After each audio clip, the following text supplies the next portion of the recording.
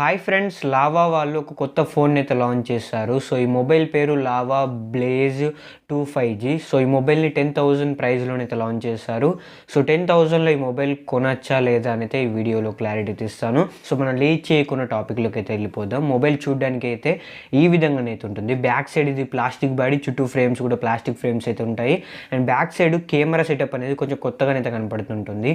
So camera సెటప్లో 2 cameras అయితే ఉంటాయి. And ఆ కెమెరాస్ చుట్టూరుగా రింగ్ లైట్ లెక్క చిన్నగా లైట్ అయితే ఉంటుంది. సో అది బ్లూ కలర్ లైట్. సో ఈ లైట్ అనేది మీ ఫోన్కి ఇన్కమింగ్ కాల్స్ వచ్చినప్పుడు, నోటిఫికేషన్స్ వచ్చినప్పుడు అండ్ ఛార్జింగ్ పర్సంటేజ్ని తెలియజేయడానికి అయితే ఈ లైట్ అయితే యూజ్ అవుతుంది. సో ఈ లైట్ని మీరు అడ్జస్ట్ చేసుకోవచ్చు తక్కువకి ఎక్కువకి, కానీ ఆ కలర్ అనేది మీరు చేంజ్ అయితే చేయలేరని అయితే చెప్తున్నారు. సో బ్లూ కలర్ మాత్రమే అందులోనైతే ఉంటుంది.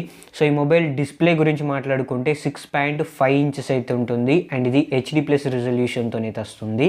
ఇది IPS LCD display, 415 Hz maximum level brightness ఉంటుందని చెప్తున్నారు. 90 Hz రిఫ్రెష్ రేట్ ఉంటుంది and 180 Hz touch sampling rate అయితే ఉంటుంది.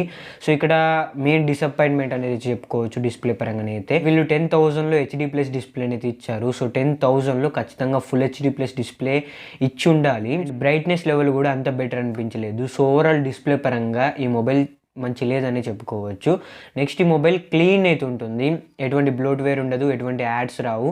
సో ఇది స్టాక్ ఆండ్రాయిడ్తో వస్తుంది. Android 13 out of the box అయితే వస్తుంది. వీళ్ళు ప్రామిస్ చేస్తున్నారు 2 years వరకు సాఫ్ట్వేర్ అప్డేట్స్ అండ్ Android 14 వరకు మీకు అప్డేట్స్ అయితే ఇస్తామని అయితే వీళ్ళైతే చెప్తున్నారు. ఇది ఒక మెయిన్ ప్లస్ పాయింట్ అని అయితే చెప్పుకోవచ్చు. ఈ లావా మొబైల్స్లలో క్లీన్ అయితే ఉంటాయి ఫోన్స్ అయితే, స్టాక్ ఆండ్రాయిడ్తో వస్తున్నాయి కాబట్టి.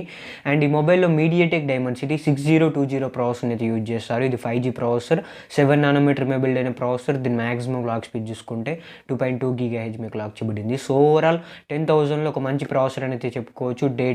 డైలీ యూసేజ్కి మీకు ఎటువంటి ప్రాబ్లం అయితే ఉండదు, మంచి పర్ఫార్మెన్స్ అయితే ఇస్తుంది. సో పర్ఫార్మెన్స్లో ఓకే అని అయితే చెప్పుకోవచ్చు. Back side dual camera setup ఉంటుందన్నాను కదా, అందులో ప్రైమరీ కెమెరా 50 MP అయితే ఉంటుంది.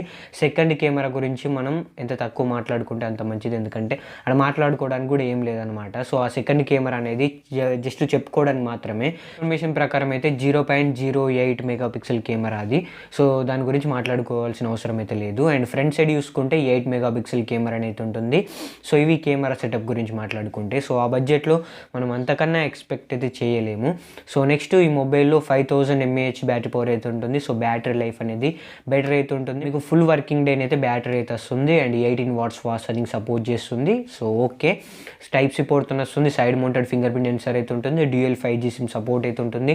ఫ్రెండ్స్, ఈ మొబైల్లో ఒక స్పెషల్ ఫీచర్ అయితే ఉంది. అదేంటిదంటే స్టాక్ ఆండ్రాయిడ్తో ఉన్న ఫోన్స్లలో మీరు కాల్ రికార్డింగ్ చేయలేరు కదా, బట్ ఈ మొబైల్లోనైతే చేయొచ్చు. సో ఇది ఒక స్పెషల్ ఫీచర్ అని అయితే చెప్పుకోవచ్చు మొబైల్లోనైతే. అండ్ ఈ మొబైల్ని 3 కలర్స్లోనైతే తీసుకొచ్చారు. ఆ 3 కలర్స్ మీరు స్క్రీన్ మీద అయితే చూడొచ్చు. అండ్ ఈ మొబైల్ని 2 వేరియంట్స్లోనైతే తీసుకొచ్చారు. 4+64GB price 10,000 and 6+128GB variant price 11,000 అయితే పెట్టారు. సో ఇవి ప్రైస్ డీటెయిల్స్ అనమాట.